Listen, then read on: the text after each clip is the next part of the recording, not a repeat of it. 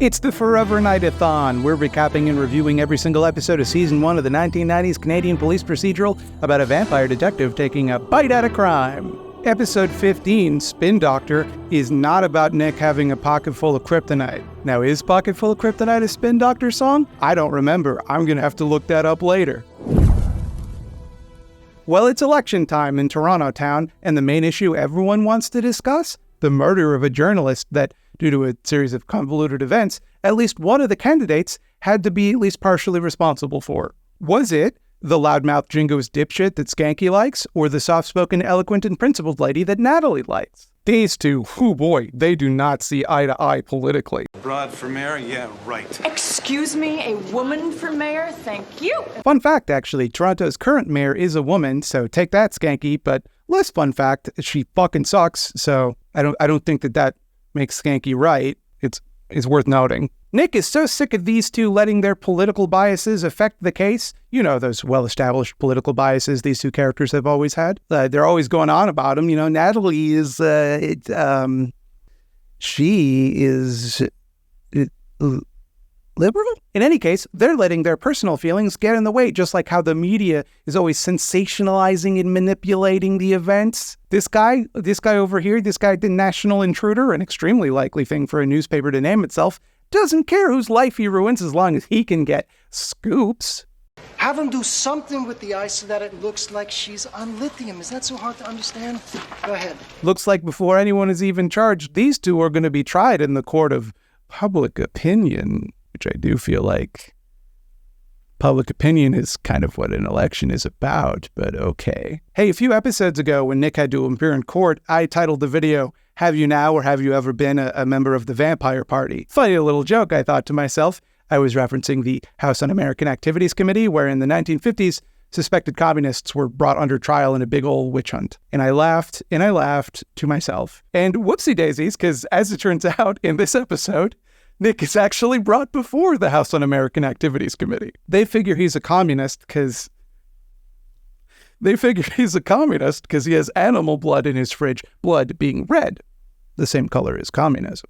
Everybody is just letting their political leanings get in the way of the case, and that's just like McCarthyism. So he takes that real personal, especially Natalie, who accidentally implicates the candidate she doesn't like to the press, who run with it in a way that I think would be highly illegal. Shortly thereafter, Nick and Natalie are in a car crash caused by a would-be assassin. Also, the journalist's girlfriend gets killed, so there's that. The bad candidate gives a press conference where he's like, actually, I gotta be honest with you, it sucks that right before the election, you're all saying I killed a guy, because I actually didn't. So that sucks for me. And the good candidate is very disturbed by this.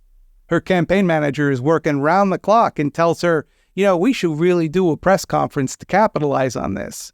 I want to do that because I'll do anything to get you into City Hall. Anything. At the good candidate's press conference, she's like, hey, guess what, dummies? You're calling out my opponent, saying he's guilty because he has weird connections to this murder. But guess what, actually? I had an affair with the guy who was murdered, so you should think I'm guilty, if anything. There. Now the election is fair. Yeah, before, it wasn't fair. But now that she's poisoned her own campaign, that's democracy now.